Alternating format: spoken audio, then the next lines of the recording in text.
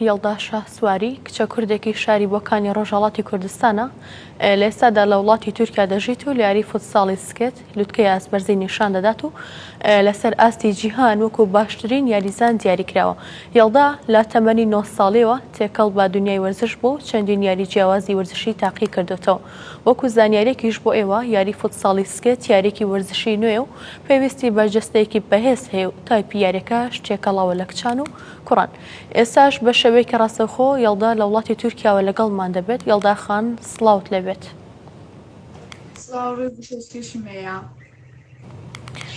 زۆر سوپاس. یەڵدا لە تەمەنی 9 ساڵیەوە چوویتە ناو جیهانی وەرزشەوە، چی بۆ هۆکارەوەی لە منداڵی و ئەوەندە عاشقی فوتساڵ و ڕکابەری بیت؟ فکر ناکەم توانە ئەو ئیشقا ئەوەندە گەورە بێت کە بتوانمەوە نیشانی بدەم. ئەوە دەبێت لە ناخی دڵتەوە بێت و من لە منداڵی و لە سنی 9 ساڵگیەوە دەستم پێ کرد بە ئیشقەوە و ئەو ئستادانیانی کە نێو مندا بوو بە کشفم کرد و دەستم پێ کرد. بەڵێ چیرۆکێکی سەرنجڕاکێش لەبارەی دەستپێکی سکێتی تۆ هەیە، باسی ئەنیمەیشنی باربی و ئەسپە باڵدارەکە بکە، ئەوەی کە چۆن بە بینینی ئەو کارتۆنانە گرەی ئارەزووی بۆ سکێت لە مێشکتا ڕۆشن بۆیەوە.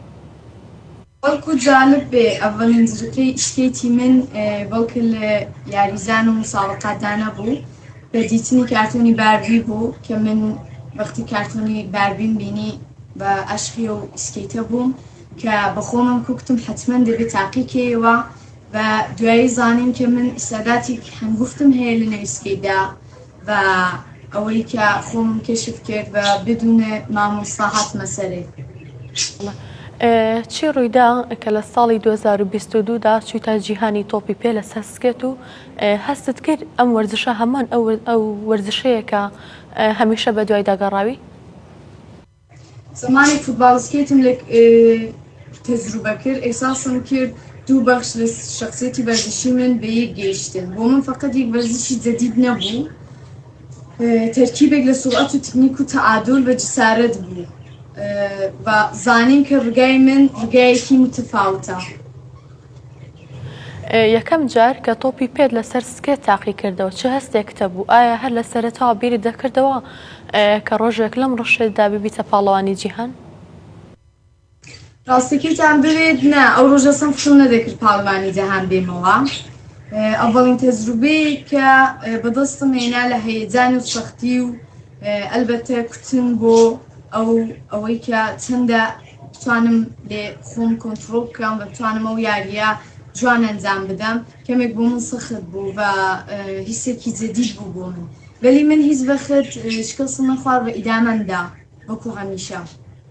بەڵێ ساڵی 2024 لە ترابزۆن خاڵی وەرچەرخان بوو بۆ تۆ، باسی ئەو ڕکابەریە و ئەو ساتەمان بۆ بکە کە لەسەر پاڵانەتێکە وەستا بووی. ئەو سەکۆیە فەقەت بۆ من جگای وەرگرتنی مداڵیان نەبوو، نەتیجەی تەواوی و ڕۆژانە بوو کە کەوتمە سەر ئەرزی بە دیسان هەستامەوە. ئەو کاتە من توانیم کە لەسەر لاقی خۆم بم و بە خاستی خوددا بتوانم ئەو ڕشتەیە ئیدامە بدەم و هەرو جۆرێک کە دەیبینێن من لە ترابزۆن شامپیۆن هاتمەوە، توانیم بهترین بازیکۆنی یاریزانی کچی کورد لە جیهاندا بێمەوە. کاتێ تێگەیشتت وەک باشترین یاریزانی ژنی جیهان هەڵبژێدراوی، یەکەم شت کە بە دڵ و مێشکدا تێپەڕی چی بوو؟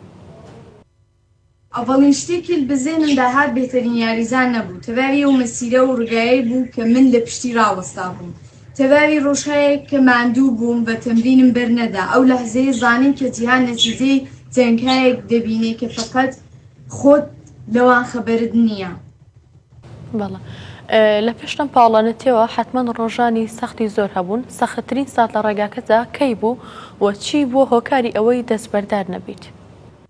بەڵێ سەختترین مبارزەی من هەمیشە لەگەڵ ڕقیبی ڕوبەڕوویم نەبووە، لەگەڵ دەنگی دەروونم بووە کە دەیکوت ئیدی تۆ ئەوەندە بەهێز نیت، وەلی مامۆستاکەم هەمیشە شتێکی زۆر جوان هەمیشە پێم دەڵێ، ئەوەی کە نێوێر ستاپ بایک نێوێر گێپاپ، یعنی ئەوە کە هەرگیز تەسلیم مەبە و هەرگیز دواوە چاو لێ مەکە، هەمیشە بەردەوام بە. بەڵێ ئەگەر ئەمڕۆ یاڵدای 9 ساڵان لە بەرامبەردا ببینی هەمان ئەو کچێک کە تازە عاشقی وەرزش بوو چی پێ دەڵێیت؟ ئەوەڵەوەکی خۆم لە باوەش دەکەم بە پێی دەڵم خەونەکانت هیچ بەخت شکولە مەبینە هیچ بەخت بە ئەوەی کە ڕۆژهایەکی سەختت گوزەران بە هەمیشە لە جگایەکدا بە خۆم ئیفتخار دەکەم هەمیشە دڵداری خۆم دەدەمەوە ڕۆژانێکی کەم دێنم بێ بەرابەر هەموو شتێک بەلی لە جگایەک بە جگایەک گەیشتم کە ئەلان ڕازیم لە خۆم بە هەمیشە ئیفتخار بە خۆم دەکەم بە هەر وەختیش کەم دێنم خۆم تەشویق دەکەم لە وەرگایەدا. یاڵداخان لە کۆتایی ئەگەر شتێکت هەبێت؟ بە ئێوە دەڵام کەس لە سەختی ڕگادا مەترسن لە ڕەهاکردنی خۆتان بترسن. جێهان بە تۆ شکات بەڵام تۆ نابێت بە خۆت پشت بکەیت.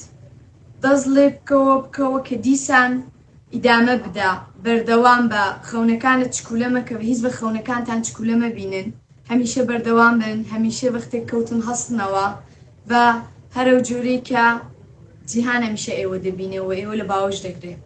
دەستان خۆش بێ مەمنونم. بەڵێ دەست خۆش یاڵداخان زۆر سپاس بۆی کە بە شێوەیەکی ڕاستەخۆ لە تورکیا لەگەڵمان بووی.